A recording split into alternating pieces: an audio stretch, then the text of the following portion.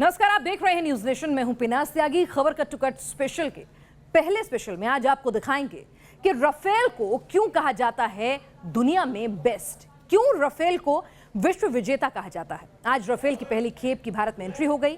भारत के इस रणवीर राफेल का इतिहास कहता है कि जब जब आसमान में राफेल गरजा तब तब नापाक शहरों की कब्र खुद गई। आइए आपको दिखाते हैं राफेल का वो इतिहास जो बताता है कि कैसे लादेन के लड़ाकों से लेकर गद्दाफी के गुर्गों और बगदादी के आतंकियों तक सबको राफेल ने ही नेस्तनाबूद किया।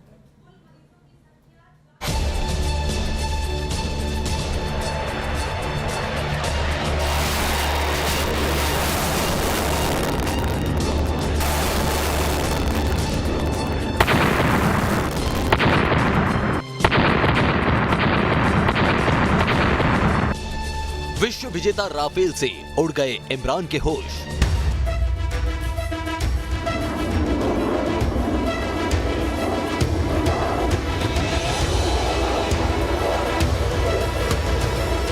राफेल की लैंडिंग से हिल गया ड्रैगन, जो विश्व विजेता राफेल से टकराएगा मिट्टी में मिल जाएगा। Now.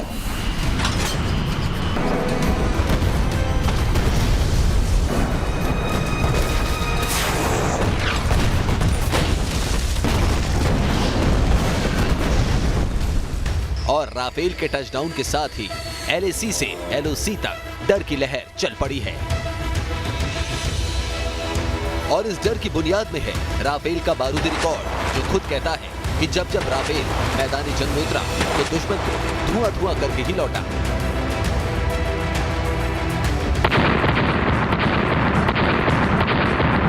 इंडियन एयरफोर्स की सबसे बड़ी ताकत बन चुका राफेल वही रणवीर है जिसने दुनिया के सबसे खूंखार आतंकी कहे जाने वाले ओसामा बिन लादेन की आतंकी सल्तनत को धुआं धुआं कर दिया था।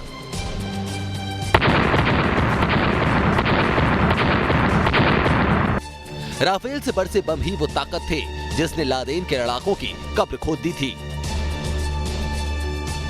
इंसानियत को आतंक का जहर देकर लादेन और मुल्ला उमर अफगानिस्तान में जा छिपे थे और दुनिया के इन गुनहगारों को सबक सिखाने के लिए जब नाटो की फौज अफगानिस्तान की पथरीली धरती पर उतरी तो शुरू हो गया आतंक के खिलाफ बारूदी संग्राम।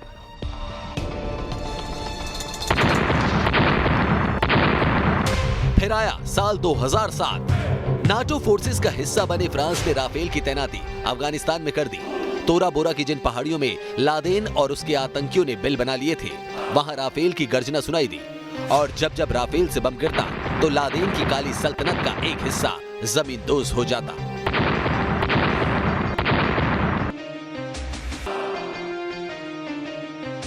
आतंक का जो खतरनाक खेल लादेन ने खेला था उसे आगे बढ़ाया अबू बकर अल बगदादी ने इस्लामिक स्टेट की शक्ल देकर। इस्लामिक स्टेट ने एक एक कर पहले इराक और फिर सीरिया को अपने जबड़े में दबोच लिया था।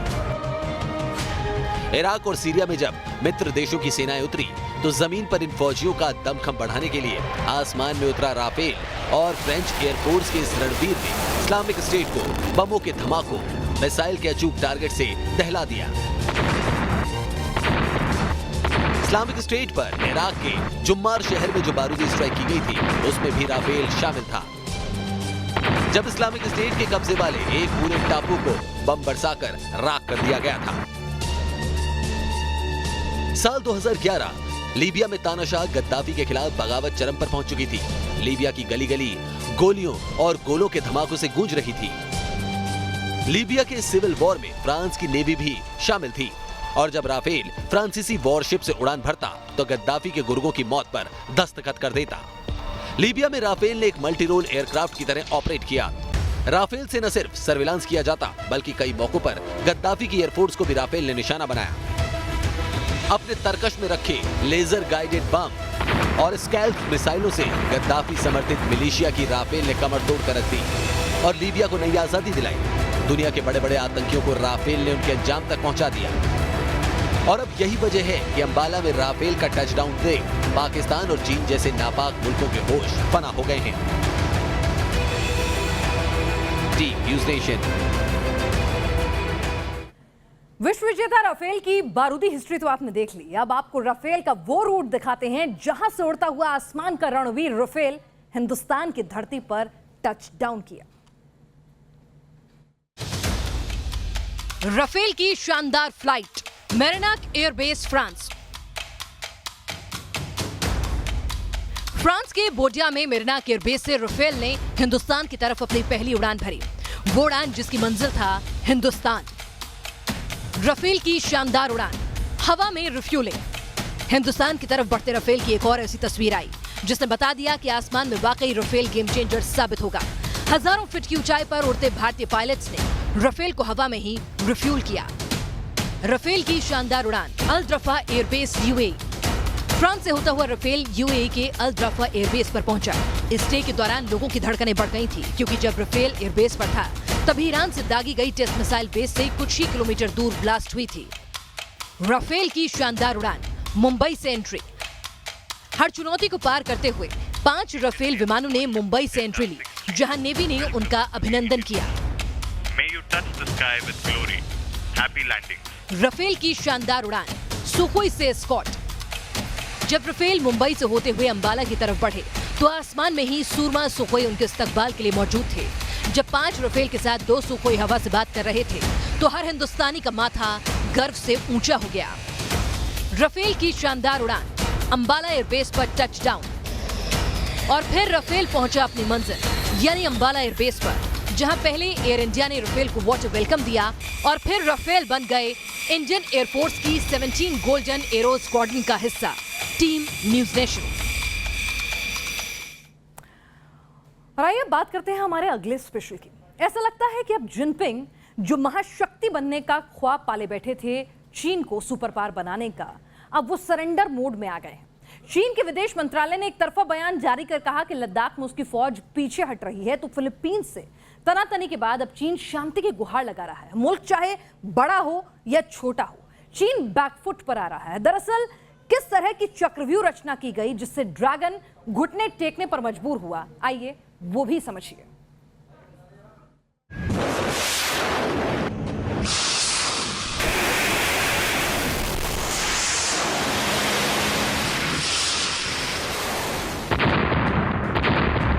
एक तरफ मोदी की हुंकार, दूसरी तरफ ट्रंप की ललकार, तीसरे मोर्चे पर जापान और ताइवान से तकरार, तो चौथी दिशा में फिलीपींस और मलेशिया का वार। कुछ इस तरह घिरे जिनपिंग और सामने आया ड्रैगन का सरेंडर।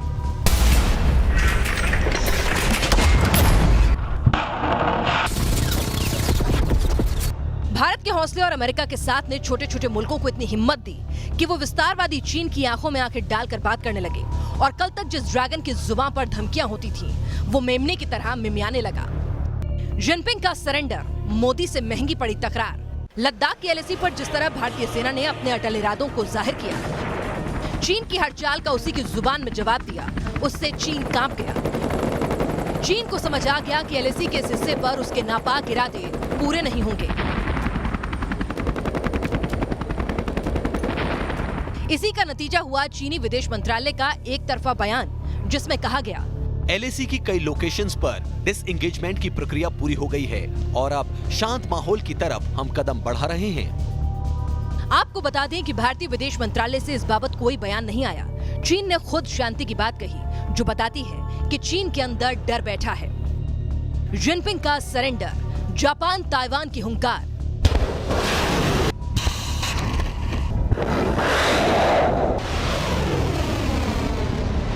दक्षिण चीन सागर में चीन के दरवाजे पर आकर अमेरिका ने सीधा चैलेंज दिया और इस चुनौती ने चीन के पड़ोसी मुल्कों को हिम्मत दे दी।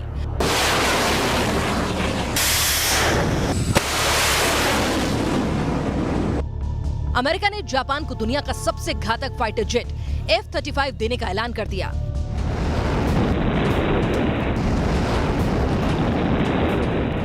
तो ताइवान के लिए पैट्रियट मिसाइल सिस्टम की डील पर मुहर लग गई।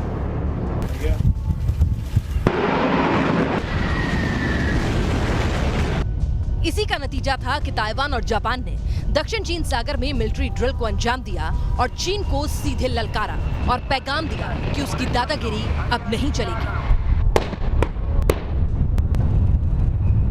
इस शक्ति प्रदर्शन के साथ ही अमेरिका ने शंघाई के नजदीक तक अपने विमानों को पहुंचाकर बता दिया कि जब ट्रंप की फौज यहां पहुंच सकती है तो चीन की धरती को दहलाना भी कोई मुश्किल काम नहीं है। अमेरिकी रिकॉन मिशन के बाद चीन की नेवी ने ताइवान की तरफ देखना मानो छोड़ ही दिया। जिनपिंग का सरेंडर, फिलीपींस, वियतनाम, इंडोनेशिया का युद्ध घोष।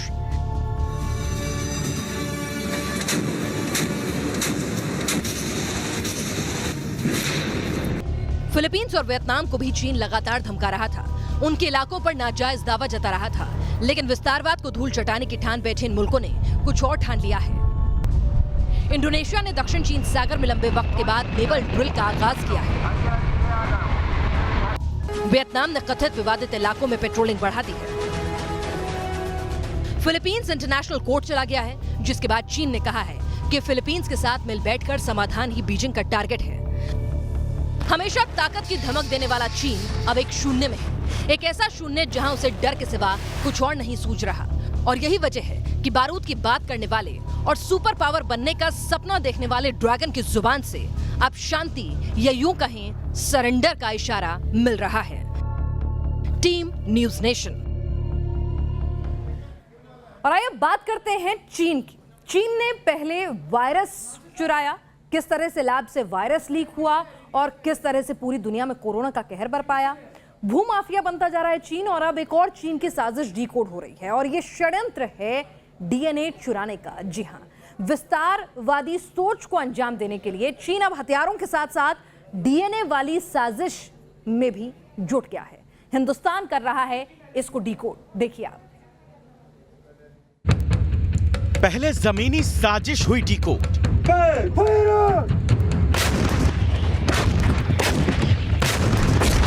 फिर समंदर का षड्यंत्र हुआ एक्सपोज।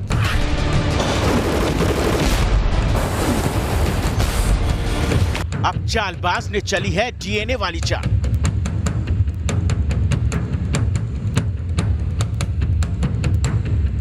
चीन अपने विस्तारवाद के सपने को पूरा करने के लिए किसी भी हद तक जा सकता है, इसलिए अब चीन ने रची है सबसे काली साजिश, डीएनए वाली साजिश।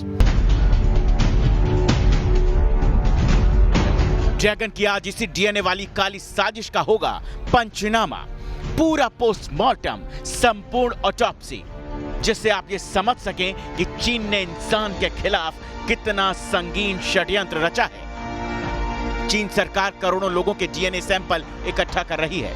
डीएनए की मदद से जेनेटिक डेटाबेस तैयार किया जाएगा। जिनपिंग सरकार इससे अपने ही लोगों की निगरानी करेगी। जिनपिंग ने चीन की सरकारी एजेंसियों को 3 से 7 करोड़ पुरुषों और बालकों के ब्लड सैंपल इकट्ठा करने का टारगेट दिया है।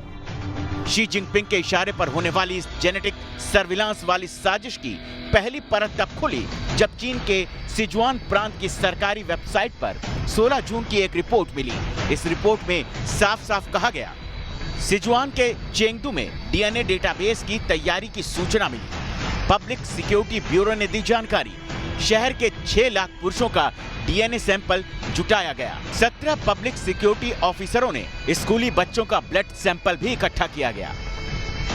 चीन समझ रहा था कि उसकी इस साजिश का पता ना तो दुनिया को चलेगा और ना ही कभी इसके पीछे की कॉन्स्पिरेसी को दुनिया डिकोड कर पाएगी। लेकिन अब आपको समझाते हैं कि आखिर जिनपिंग ने यह साजिश क्यों रची और वो कैसे इस साजिश के जरिए अपने विस्तारवाद के सपने को साकार करना चाह रहा था। चीन ने सबसे पहले यह प्रोग्राम बाहरी इलाकों में चलाया। जिनजियांग, तिब्बत और मंगोलिया में लिए गए डीएनए सैंपल, ये वो इलाके हैं जहां चीनी मूल से अलग जनसंख्या रहती है। यहां पर चीनी सरकार सबसे ज्यादा दमन कार्रवाई करती है। शी जिनपिंग की डीएनए वाली साजिश लगभग पिछले 4 साल से चल रही थी, जिससे जुड़ी खबरें साल 2019 में बाहर आईं, जिसे अब दुनिया ने 3 लेयर स्टेज में डिकोड कर दिया है। आखिर साजिश के पीछे की सबसे बड़ी मिस्ट्री क्या थी, अब वो समझ लीजिए। चीन डीएनए सैंपल के जरिए डेमोग्राफी चेंज करना चाहता है। डेमोग्राफी चेंज होने से सांस्कृतिक विवाद होगा, अल्पसंख्यक आबादी खत्म होती जाएगी, जो सांस्कृतिक विभिन्नता थी वो खत्म होगी, भविष्य में केवल चीन की ही संस्कृति वहां पनपेगी, जिससे सांस्कृतिक रूप से पूरा इलाका खत्म हो जाएगा और एक नया इलाका चीन के नाम हो जाएगा।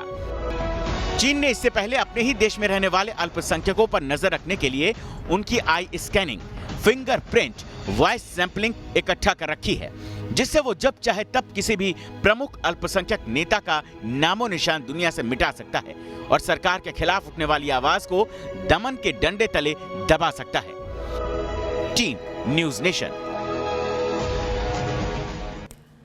और ईरान ने एक बार फिर अमेरिका को दहराया है, धमकाया है और इशारा कर दिया है कि सुलेमानी की मौत का बदला लिए बिना ईरान शांति से बैठने वाला नहीं है। इसलिए ईरान ने एक मॉक ड्रिल के जरिए अमेरिका को इशारों में बारूदी चेतावनी जरूर दे डाली।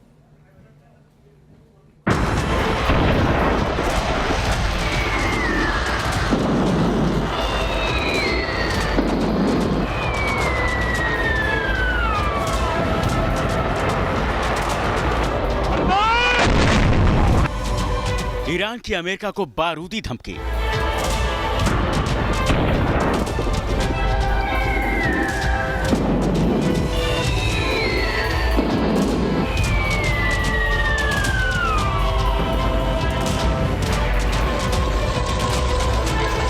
समंदर में मिसाइल प्रहार की चेतावनी। ईरान के समंदर में एक धमाके ने वाशिंगटन और तेहरान के तल्ख रिश्तों के शोरों को और भड़का दिया। ईरान ने पहले तो होमरुज स्टेट में अमेरिका की निमित्त कैटेगरी का एक नकली विमान वाहक पोत खड़ा किया। उसके बाद उस पर हेलीकॉप्टर के जरिए मिसाइलों से हमला किया। ये एक मॉक ड्रिल थी, जिसका उद्देश्य तेहरान और वाशिंगटन में बढ़े तनावों के बीच अमेरिका को धमकी देना था। मॉक ड्रिल को इतना ज्यादा आक्रामक बनाया गया कि निमित्त कैटेगरी के मॉडल बोर्ड पर 16 फर्जी फाइटर जेट्स भी खड़े किए गए, जबकि तेज नौकाओं ने पहले जहाज को घेर लिया। ये नेवी एक्सरसाइज बंदर अब्बास के पास किया गया। ईरान के इस नेवी एक्सरसाइज के बाद अबू धाबी के अल जाफर एयरबेस और कतर के अल उदीद एयरबेस को अलर्ट पर रखा गया, जो कि अमेरिकी सेना के कमान है। इससे पहले ईरान के सर्वोच्च नेता खामनेई ने ऐलान किया था कि वो कमांडर सुलेमानी की शहादत का बदला लेकर रहेंगे और अमेरिका को इसके नतीजे भुगतने पड़ेंगे। ईरान ने अमेरिका से बदला लेने के लिए हर वो हरकत की है जो वो कर सकता है, क्योंकि वो अमेरिका को याद दिलाना चाहता है कि सुलेमानी के बदले के लिए वो जब तक अमेरिका को खून के आंसू नहीं रुला लेगा, तब तक दम नहीं लेगा। Team news nation.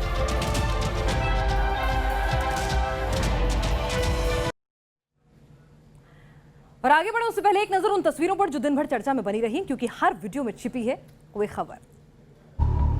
तस्वीर नंबर 1। चीन की येलो रिवर में आई बाढ़ में एक शख्स फंस गया था। उफनते पानी में फंसे शख्स को देखकर एक मददगार फौरन अपना सर्फ बोर्ड लेकर पानी में कूदा और 26 सेकंड के अंदर इस हैरत अंगेज रेस्क्यू को अंजाम दिया। तस्वीर नंबर 2। ऑस्ट्रेलिया के जंगलों में लगी आग का दायरा बढ़ता जा रहा है। ऑस्ट्रेलिया के गोस्पर्स माउंटेन इलाके में लगी इस आग के चलते 3 लाख से ज्यादा जानवर जंगलों से भाग चुके हैं। तस्वीर नंबर 3। उत्तराखंड में भारी बरसात से आई बाढ़ में महादेव की मूर्ति भी जलमग्न हो गई। रुद्रप्रयाग की अलकनंदा नदी में पानी का स्तर इतना बढ़ गया कि 10 फीट ऊंची मूर्ति भी मानो पानी के अंदर समा गई। तस्वीर नंबर 4। मैक्सिको के एक रेस्टोरेंट में अब हर टेबल पर आपको टेडी बियर नजर आएंगे। दरअसल सोशल डिस्टेंसिंग का पालन करते हुए कई कस्टमर अकेले खाना खाने आते हैं। ऐसे में टेडी बियर उन्हें कंपनी देता है और सोशल डिस्टेंसिंग में भी मदद करता है। Team news nation. और आइए अब आपको दिखाते हैं किम जोंग उन के राज में दहशत भी कैसे खौफ खाती है। नॉर्थ कोरिया में जेल नहीं होती, बल्कि जीते जागते नरक होते हैं। सन की तानाशाह के लेबर कैंप तो चीन के डिटेंशन कैंप से भी खतरनाक हैं। और अब नई खबरें जो आ रही हैं इंटरनेशनल एजेंसी द्वारा, वो चौंकाने वाली हैं। सनकी की इन लेबर कैंप में, इन जेलों में महिला कैदियों के साथ न केवल दिन दहाड़े रेप होते हैं, अबॉर्शन के लिए मजबूर किया जाता है, उन्हें तरह तरह की यातनाएं दी जा रही हैं सनकी के राज में।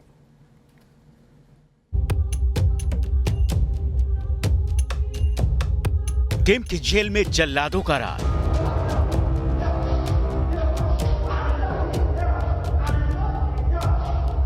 जेल में इंसानों से हैवानों वाला सुलूक।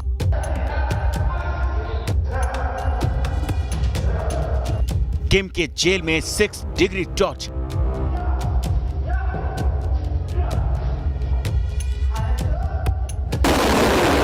नॉर्थ कोरिया के सन की तानाशाह ने कुछ घंटे पहले दुनिया को अपनी परमाणु हथियारों की हनक वाली धमकी सुनाई थी।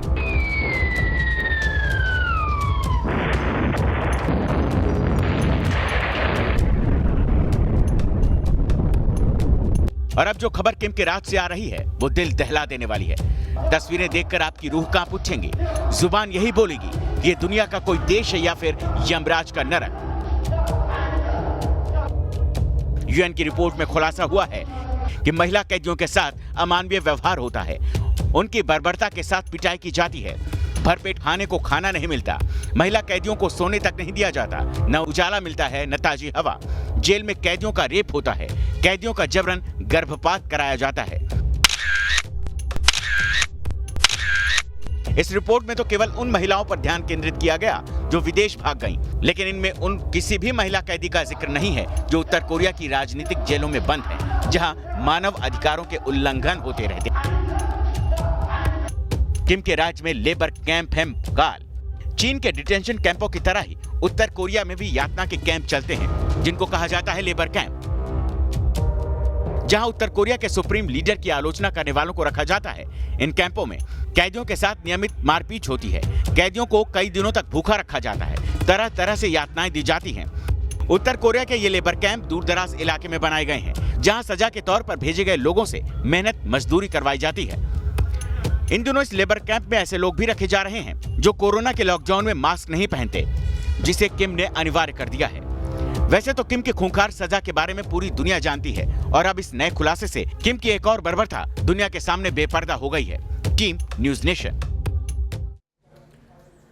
और आइए अब आपको ले चलते हैं पाकिस्तान की आर्थिक राजधानी कराची, जहां कचरे की बाढ़ ने कराची वालों की नाक में दम कर दिया है, या यूं कहें कि बदबू ने नरक कर दिया है। मजाक नहीं जनाब, ये बात सच है कि पाकिस्तान के सबसे रईस शहर कहे जाने वाले कराची में जगह जगह कचरा है। कराची में आई कचरे की इस बाढ़ को देखकर आपके भी होश उड़ जाएंगे। वीडियो कराची की एक बस्ती का है, जहां बरसात के चलते नालियों का पानी बाहर आ गया और काले रंग के कचरे से भरा दरिया बह चला। गलियों में जो भी कचरे के इस काले दरिये के सामने आया वो बह गया। इन तस्वीरों को देखिए, कैसे लोग कचरे से भरे गंदे पानी के बीच फंस गए हैं और जैसे तैसे इस गंदगी से निकलने की कोशिश कर रहे हैं।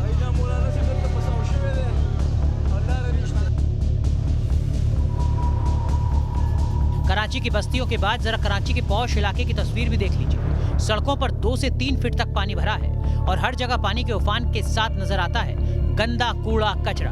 कचरे के इस दरिया में कितनी ही गाड़ियां डूब गईं। रही सही कसर उन पेड़ों ने पूरी कर दी जो गिर गए थे। गिरे हुए पेड़ों ने पानी निकासी के बचे कुचे रास्ते भी बंद कर दिए। वीडियो देखकर खुद अंदाजा लगा लीजिए कि क्या है पाकिस्तान की हालत। जिस शहर को पाकिस्तानी अर्थव्यवस्था की रीढ़ की हड्डी कहा जाता है, वो कराची कचरे से दो हाथ कर रहा है। रिहायशी बस्तियों में सड़क मानो नजर ही नहीं आती। कोरोना महामारी तो दूर की बात, कराची वाले तो कचरे से जूझ लें वही बड़ी बात है। ऐसा लगता है कराची वालों को इस बदबूदार कचरे और बदइंतजामी की आदत सी हो गई है, तभी तो बिना कुछ कहे वो चुपचाप गंदे पानी के बीच चलते नजर आ रहे हैं। हाँ, अगर कोई जिक्र छेड़ दे तो गुस्सा उबल कर सामने आ जाता है। चीख लीजिए, गुस्सा कर लीजिए, लेकिन कुछ बदलने वाला नहीं है, क्योंकि जिस कराची वालों ने तब्दीली मानकर इमरान को वोट दिया था, दरअसल वो तबाही है, कचरे वाली तबाही।